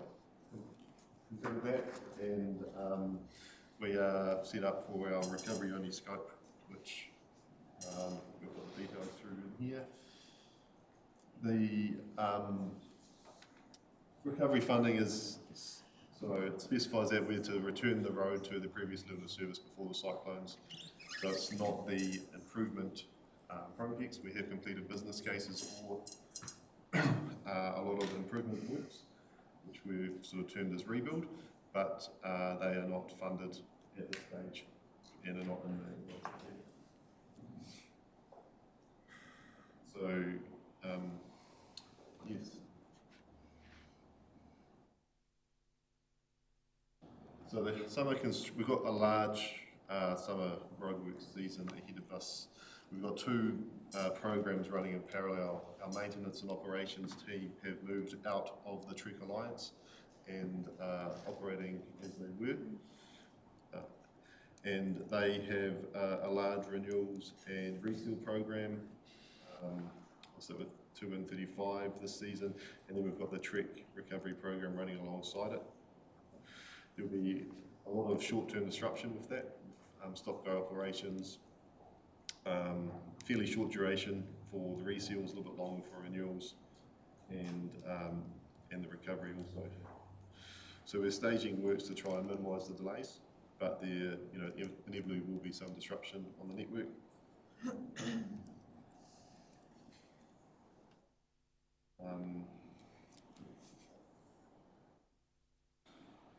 So the hotspots for the maintenance, I'll start with 35. Well, we've got recovery projects throughout.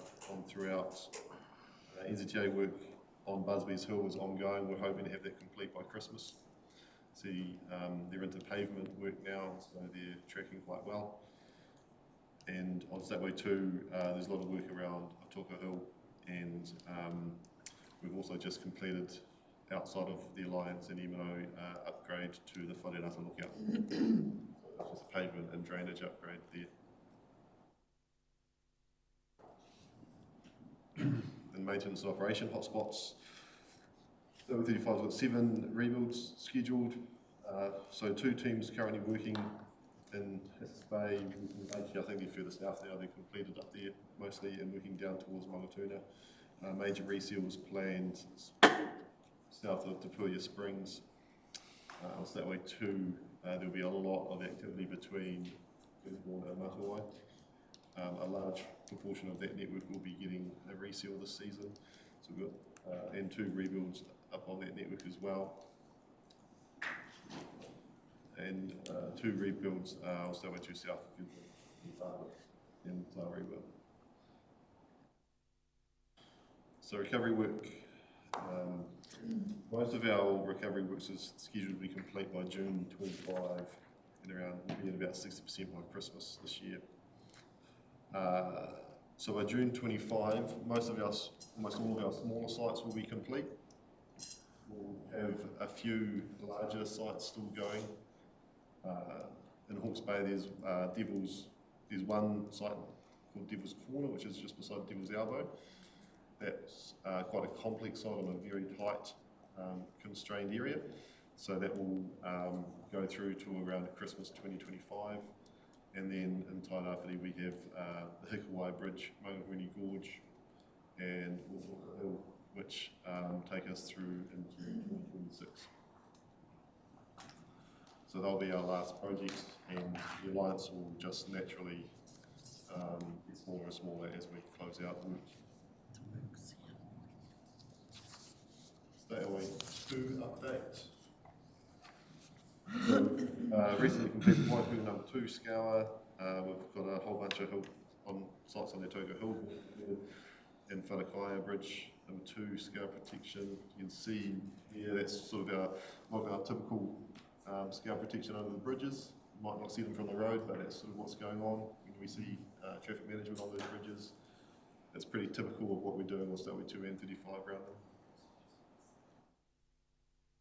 Stateway underway, we've got 2 sites on Togo Hill, and upcoming Rakaroa, Allen's, that's also on Togo Hill, and another couple up that way in Waiku. The 3 bridges actually just started this week.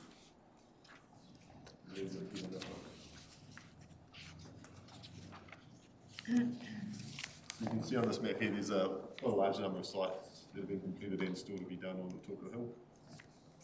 All complete, 2 underway, and 2 more to start before Christmas. So we'll be into late 2025 by the time we complete all of this work.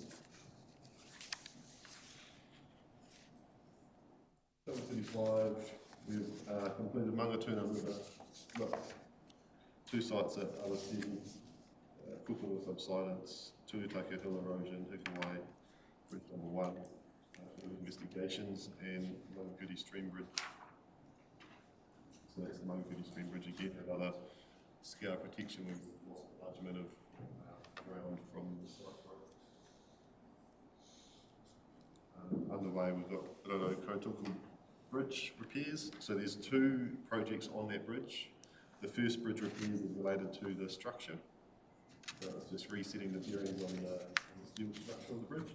We do have a second project there that will look at the scour and erosion that happened under that bridge. That's the bridge over the Waipu River. Makariki Valley dropout, the Huia, Maungawini Gabion, all underway, and Whakaari Bluff, which is just north of the Hikawai bridges. This photo there of, this is a small site just north of the Huia Road that was recently completed.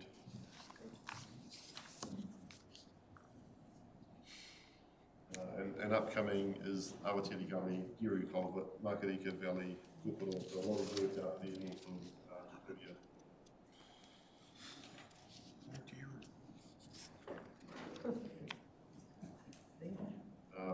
Some more Roro Kotoku Bridge. So the structural stuff's underway. There are some closures associated, relatively short closures associated with that, where they close the bridge off for half an hour to an hour at a time, back it up to re-level it, put some papers in, and then reopen it. It's going away, and that needs to be repeated a few times. So it's underway at the moment.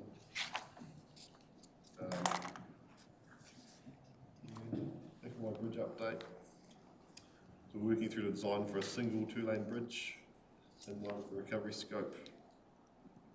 The investigations are complete, consents have been lodged, and procurement strategy is underway, focusing on the local procurement opportunities.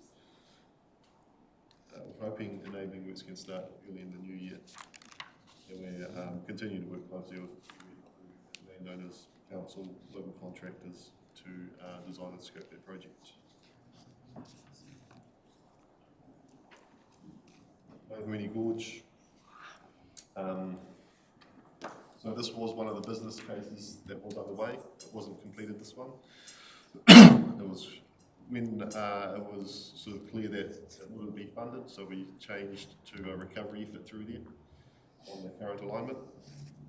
So that's what we're focusing at the moment. There's a lot of early design works underway. We've got our first liaison group meeting up there next week with we've got iwi Council, Hapu and Golf and Heritage New Zealand all involved there. Part of our Order and Council obligations. But we are having regular meetings with the local Hapu group up there, also on design and procurement options. So at the moment, there is the gabion baskets that will be underway. The largest and most complicated section is the sheep pile wall, where the large slip came down across the other side of the river. So we're working through what the options are there. Starting to get a picture, but we haven't landed on who yet. Did you say it was declined funding? Yeah, so originally with the Alliance, we were asked to prepare business cases for rebuild. Waihīrere Gorge was one of those. So there was multiple business cases. There was Devil's Elbow, there was one near Esk Valley, there was there, Waihīrere Gorge was already underway outside of the Alliance. Waihīrere Gorge, and then there was also 2 corridor-wide business cases that were prepared for Stateway 2 and one for Stateway 5. They collated all of the small flights, the corridor-wide ones, into one program of work. Waihīrere Gorge was partway through when the budget announcement came out, which sort of made it clear that those business cases wouldn't be Crown funded. They weren't part of the NLTP and couldn't be funded that way either. So their work was stopped and refocused on recovering the road in its current location.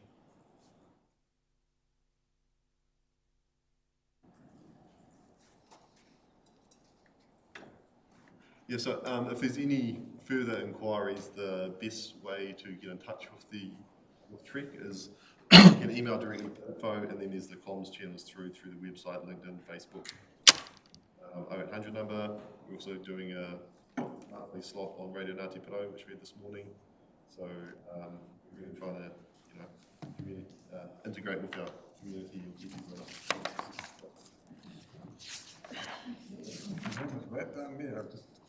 From my observation, the Trek Alliance has been really successful, and I've never seen our state highways in and out in great shape, in such good shape. Congratulations, it's been pretty awesome. Councillor Waihīrere. Thank you, Chair. Thank you, Richard, for your report. I've got a few questions. One of them I'll leave for Councillor Tibble.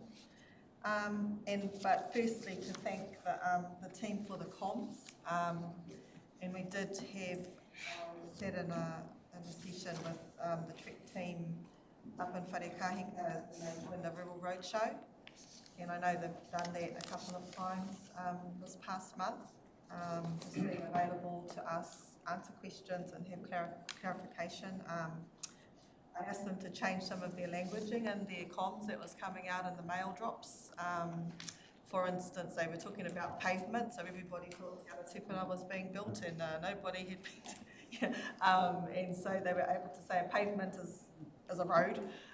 So just their languaging, and when they're sending comms out to people, that it's actually what Joe Public understands, not Trek language. Also around the naming and their comms, the roads and bridges that they referred to, that they're what we know them as. So example was Rotokotuku Bridge, which whānau around Ruatoria might know as Rotokotuku, but the rest of us north of there is the Waiapu Bridge, and they have done that in their latest comms that has gone out. And also the Pakeke, our elders really appreciate having the mail drop, because a lot of them are not on social media. and they do listen to the radio, but having a piece of paper in the mailbox is really appreciated. So just wanted to give a bit of a bouquet to your comms team for listening and for doing a great job and getting it out there. I had a question about the contractors on the works that are being done in and around the place. How many is the work being allocated to local contractors, or do they have to be a tier one? So within the Alliance we run supply panels. We've got one for professional services and one for physical works, so contractors. I'm not sure of the exact numbers, but out of the contestable work, which is the majority of it, I think we have a KPI where we need to exceed 30 or 35% local contractor involvement in those contracts. We're sitting at around 80%. So we had I think it was a 35% target and a 50% stretch target, but we've exceeded that stretch target by quite a lot. Almost all of that work in that 20% is specialist work. So in Hawke's Bay, there's been a lot of ground anchor work being done where there's no local suppliers down there. So that's being other suppliers being brought in to do that work. But apart from that, we're running about 80% of that local. That's all keeping our local teams busy and our target to maximise that value. Thank you. Supplementary, Larry. I'd also just to make a comment too about the amount of rating, because I travel up the coast quite a bit and also down into Hawke's Bay, and it's there's a lot of work being done, and appreciate the work that's being done. And I particularly notice when I'm driving down to Hawke's Bay, they are all so lovely.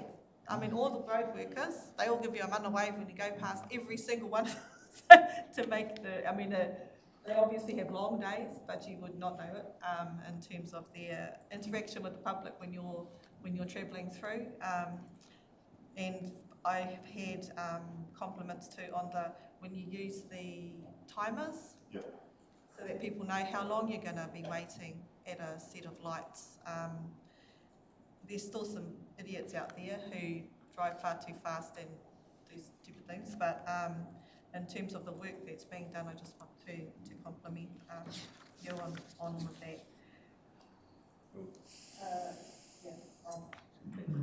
For now.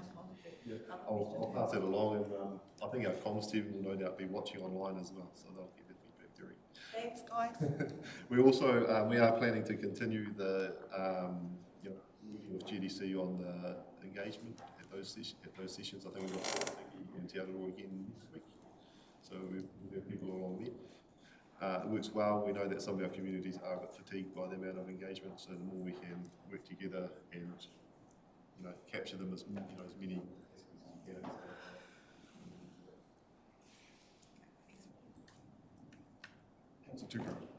Just to follow on from Councillor Pāhuruhuruwai's comments about communication. The report does read like a community report. There's a tone and an attitude and a character of that really does read like a post. Hero comfort, who's ever heard of that, except the coast. It's in our realm and it carries the sentiment. So just to congratulate the team on that. And also, I've noticed signage heading out on State Highway 2, just asking the traffic to be careful because my dad works here. And certainly the whanaungatanga aspect of the way the projects are getting rolled out is to be commended. And when I go past, I do take note that these are my nephews, these are the cousins that are giving me the wave, and it's just an acknowledgement back to them, as well as a sense of feeling as we're doing this as a community. And there's been a lot of comment in the past about how isolating some of the stuff can be. So congratulations, I just wanted to emphasise that point. But Gerald Colvin, I had to have a little to myself. It's in our speak, so congratulations. Yeah, our comms team and, put a lot of effort into making sure we're, working really closely with different community members and that. And, if we're communicating a language that people understand, then it makes everyone's job. Councillor. Thank you, Chair. I'm surprised that the local content is 80%, and I commend you for being that high. I've had a number of comments from people in all parts of the area and noted it myself that it appears the productivity and quality of the work from our local contractors, smaller contractors, is of a much higher standard than the bigger contractors. Would that be your impression as well? I think the I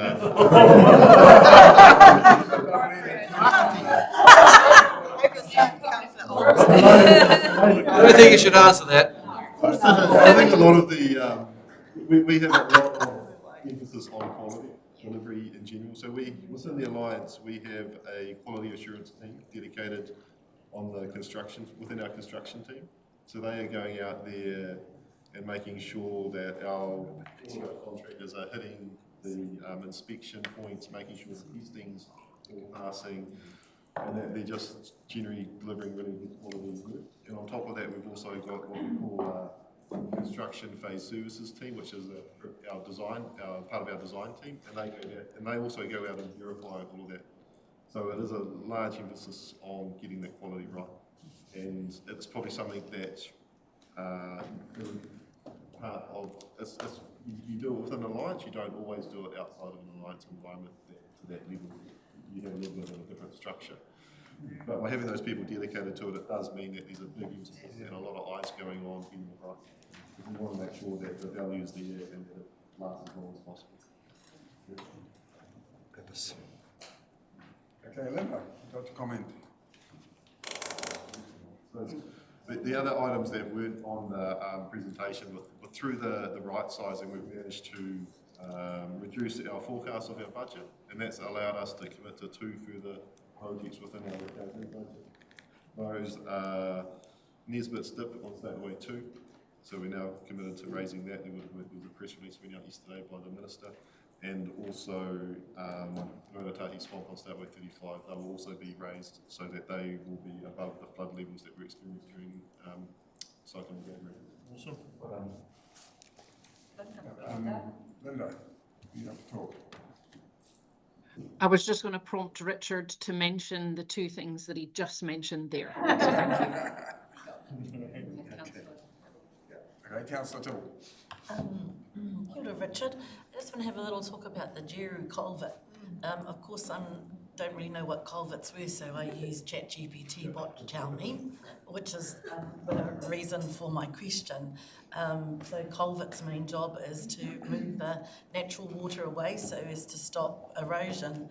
Where the Jeru culvert is, the houses north of it between the next State Highway bridge have been severely impacted, and many of those 4 families that are along there believe it's because we haven't done right with our culverts. So I suppose my question really is their land is being eaten away and the river is actually opening up behind them between the bridge and where the culvert is placed. It's specifically in there.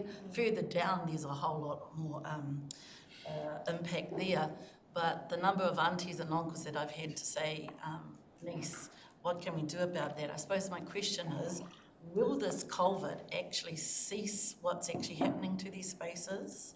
And will it help reduce the eating of their homes land? So the work being undertaken by TREC is recovery work, so we're not changing the culverts. We're not replacing those culverts, we're just bring them back to the level of service they were pre-cyclone. So any improvements to them is outside of the scope of the Alliance funded work. Thank you. Understood? No. I might this alliance has been really successful and delivered probably higher expectations than one would have thought, actually, because there was a lot of scepticism to start with. And when your contracts finish, that the philosophy behind the alliance, is that going to be carried on into the different suppliers? I mean, because it's been so successful and there have been different levels of service that you've provided and the quality that's been there, I imagine after the contracts are finished, it'll be back to the maintenance programs and all that to keep that, you know, well, hopefully there won't be a lot of maintenance because the quality of the work will last for a long period of time. But yeah, so outside of the lights, NZTA is also going through, you know, a bit of a change with its maintenance structures too. So we'll see that being rolled out shortly with the integrated delivery contracts, which are quite different in the way they'll operate to the current maintenance contracts.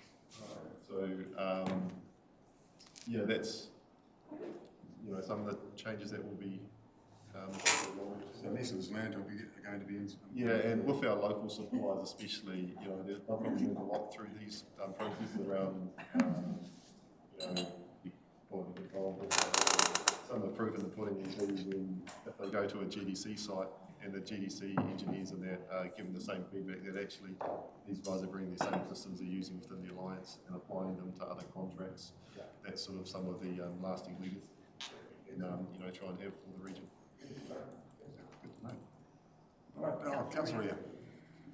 Thank you, Mr. Chair. I just want to acknowledge the effort that Trick has gone towards having some good monthly so we work really closely with Nancy Taylor on behalf of Trick, and even though that that relationship can sometimes be strained or under pressure, there's still always a commitment to try and find a beneficial, mutually beneficial relationship with the reports. I do want to commend it. Also, the considerations around biodiversity and like, for example, there's mahi on the bridge, one of the bridges out in towards Karakia, and so having a environmental plan report and being able to do a walkthrough with ecologists and their recommendations on how